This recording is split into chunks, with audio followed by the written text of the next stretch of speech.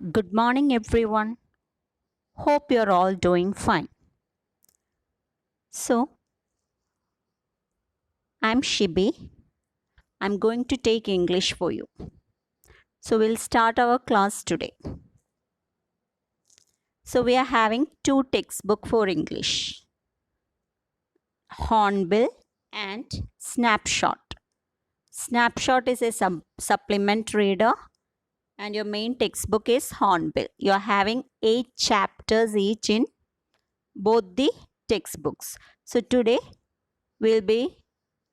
I'll be taking Hornbill. Okay. So, the first chapter, The Portrait of a Lady by Khushwant Singh. Chapter's name, The Portrait of a Lady by Khushwant Singh. Khushwant Singh is an Indian writer, author, lawyer, and journalist. His famous novel is Train to Pakistan. So, we'll see the chapter, The Portrait of a Lady, the painting of a lady.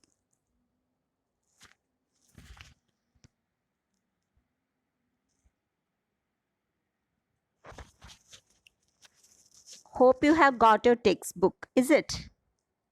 So, you can take the first chapter, The Portrait of a Lady. I'll read. My grandmother, like everybody's grandmother, was an old woman. She had been old and wrinkled for the 20 years that I had known her. People said that she had once been young and pretty and had even had a husband. But that was hard to believe. My grandfather's father's portrait hung above the mantelpiece in the drawing room. He wore a big turban and loose fitting clothes. His long white beard covered the best part of his chest, and he looked at least 100 years old. He did not look the sort of person who would have a wife or children. He looked as if he could only have lots and lots of grandchildren. As for my grandmother, being young and pretty, the thought was almost revolting. She often told us of the games she used to play as a child. That seemed quite absurd and undignified on her part, and we treated it like the fables of the prophets she used to tell us. So, this chapter describes about the relationship of the author and his grandmother. So, here he is describing about his grandmother. So, he is telling that his grandmother was a very old lady. So, he is telling that she has been old for 20 years. When I have seen her, she is old. She is having all wrinkles over her face and she has been very old. But people are telling that she had once been young and pretty and she was having a husband. But the author cannot believe it because whenever, as the first time the author has seen his grandmother, she was old and she had remained old. So, becoming a young and pretty lady, he cannot even imagine that his grandmother was once a pretty young lady and having a husband. My grandfather's portrait hung above the mantelpiece in the drawing room. So, the grandfather's photo painting was hung on the mantelpiece. This is mantelpiece. Okay, this is mantelpiece and a photo was hung above it of grandfather.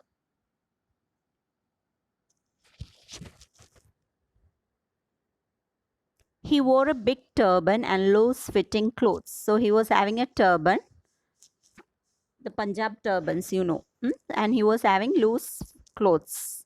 His long white beard covered the best part of his chest, and he looked at least 100 years old. So he was wearing a big turban and he was having loose clothes and he was having a very long beard, white beard, and he looked as if he was 100 years old. So by seeing his photo, it was unbelievable. Huh?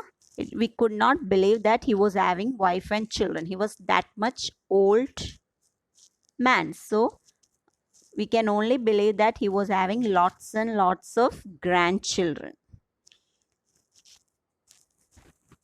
As for my grandmother, being young and pretty, the thought was almost revolting. So we could not accept that our grandmother was once young and pretty, because whenever they were saying the lady was very old. So being a pretty young lady was unbelievable. They could not believe it. The author could not believe it. And she often told us of the games she used to play as a child. So while she was a child, uh, what all games she played, she was sharing with this boy. But that was also quite foolish and was undignified, undecent on her part, and we treated it like fables. So when she tells about the games she used to play when she was a child, it was not they could not believe it. They thought it was foolish and it was indecent. So because she was such an old lady, they cannot even imagine that she was once young and beautiful, and they, whatever she told, they believed it as old stories, like the prophet's stories she used to tell us. She had always been short and fat and slightly bent. Her face was a crisscross of wrinkles running from every word to every word. No, we were certain she had always been as we had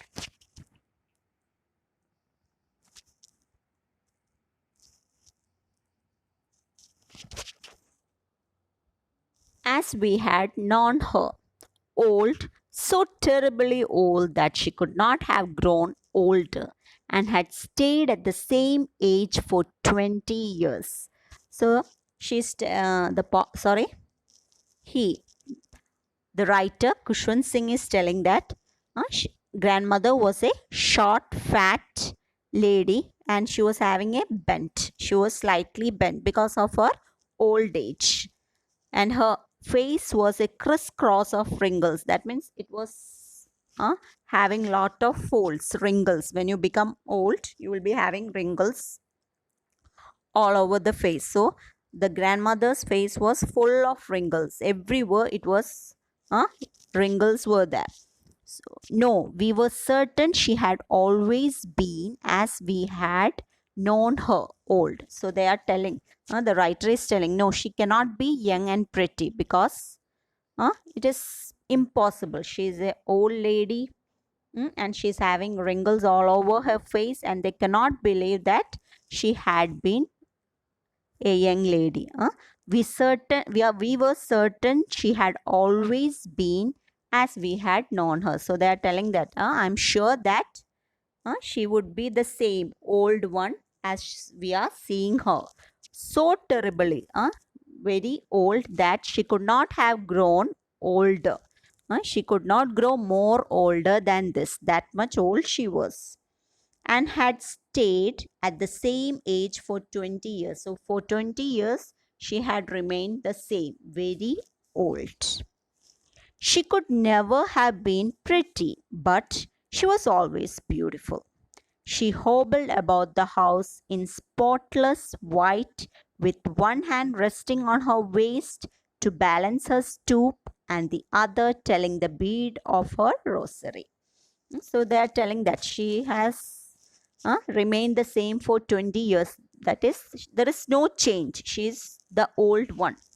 She cannot become more older than that. So that much she was old. She was having a bent and she was having wrinkles all over her face. She could never have been pretty. She can be a pretty lady, but she was beautiful. She hobbled about the house in spotless white. So she was walking unevenly, like lame, like a lame person walks. She was walking in the house with clean white clothes. Spotless white means without any dirt, pure white clothes with one hand resting on her waist. So she was having a hand always over her waist to just give her support. You know that old people will be just giving a support on their waist to balance her stoop, and the other telling the beads of her rosary. To support her bent, she was always keeping her hand on her waist, and the other telling the beads of her rosary. And she was having a beads to tell her prayers. So with that, one hand she was telling her prayers, and the other hand was always on her waist, and she was always wearing clean white clothes. Her silver locks were scattered untidily over her pale, puckered face, and her lips constantly moved in inaudible prayer. So her silver locks, her silver hair, the grey hair, white hair, was scattered untidily. It was not combed and kept tidily. It was scattered. And over her face, pale face and puckered face. Puckered face means wrinkled face. And her lips constantly moved in inaudible prayer. And she was going on telling her prayers with her rosary. Inaudible means which cannot be heard. She was going on telling her prayers wherever she was going. So she never stops telling her prayers. Whatever she is doing, she will be going on telling her prayers with her rosary in her hand. Yes, she was beautiful. She was like the winter landscape in the mountain, an expanse of pure white serenity, breathing peace and contentment. So, yes, she was beautiful. She was like the winter landscape. See, winter landscape, pure white, beautiful, peaceful, which shows peace, calmness, and expanse of pure white serenity. That means a spread of pure white calmness and peacefulness, breathing peace and contentment. She was happy with her state. Seeing her, will be pleased because she was a person who was calm, peaceful one. And she was always wearing pure white dress.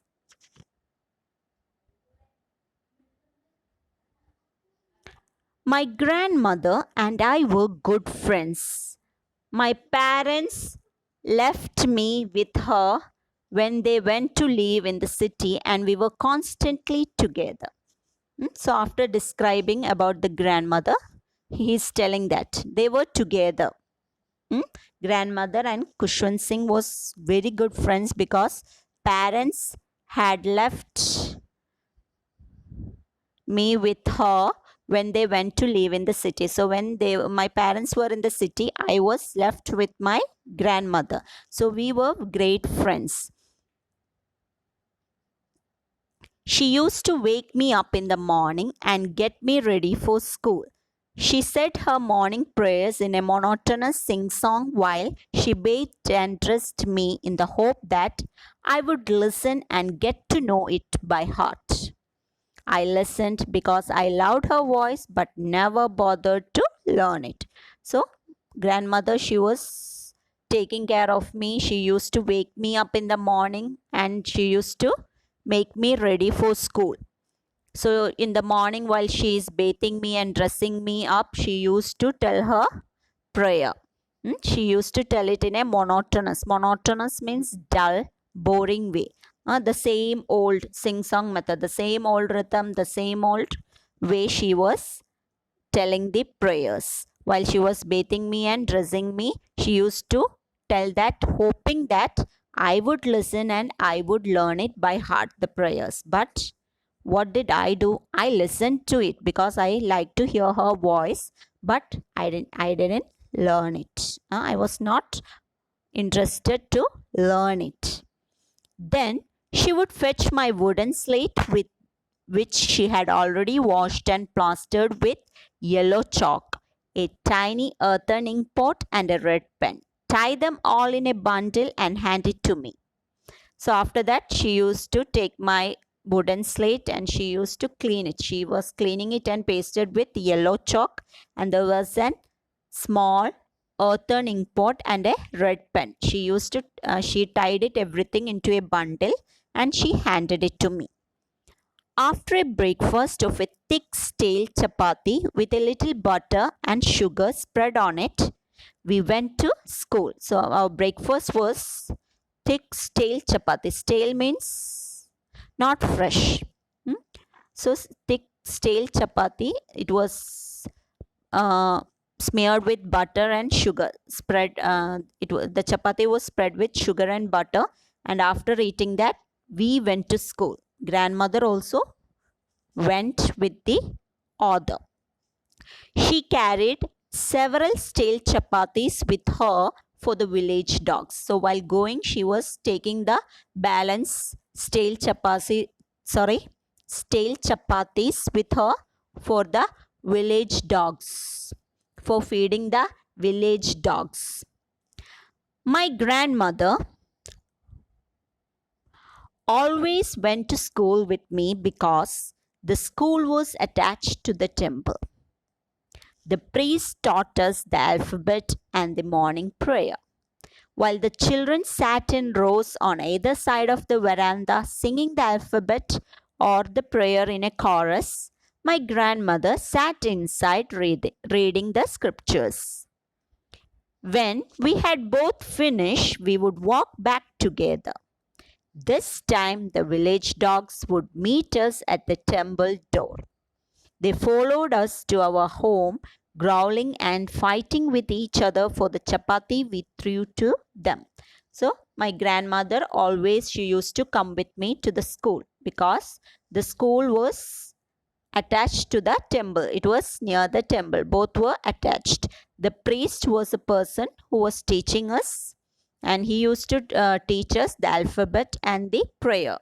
While we were sitting on the veranda and we were practicing the alphabet or prayers in chorus together while we were singing it, my grandmother would sit inside and she would read the holy books.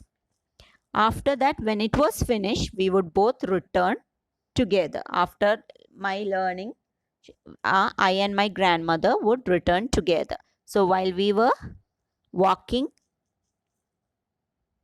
the dogs would be near us. The dogs will follow us because we used to throw the chapatis to the dogs. So they will be making sounds and fighting with each other for the pieces of chapatis, and they will be following us.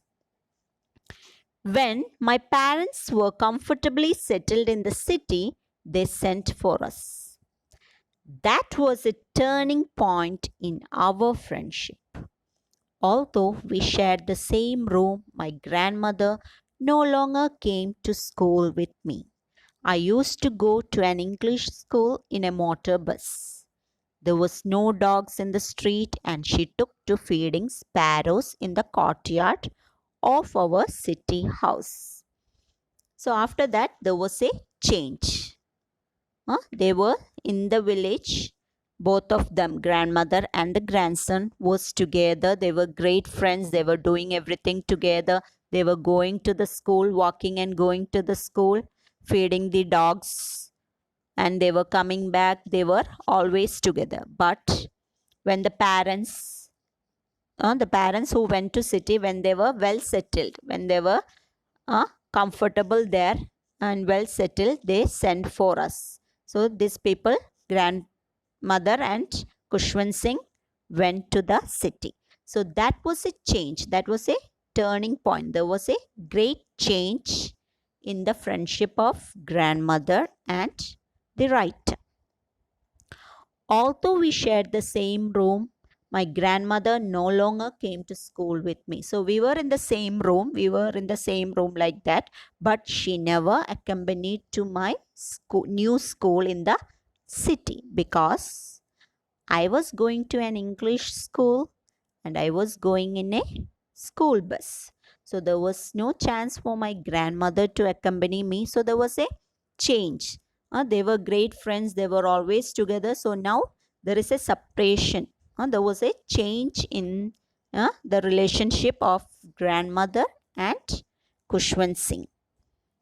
There was no dogs in the street, and she took to feeding sparrows in the courtyard of our city house. So there were no street dogs. So what she did, she was having nowhere to go because the boy was going in the school bus and she never accompanied him. So what she did, uh, her free time she spent in feeding sparrows which came to the city house courtyard. Understood? So the balance I'll take in the next class. Hope you understood. So this chapter, Khushwant Singh is telling the relationship of he and his grandmother.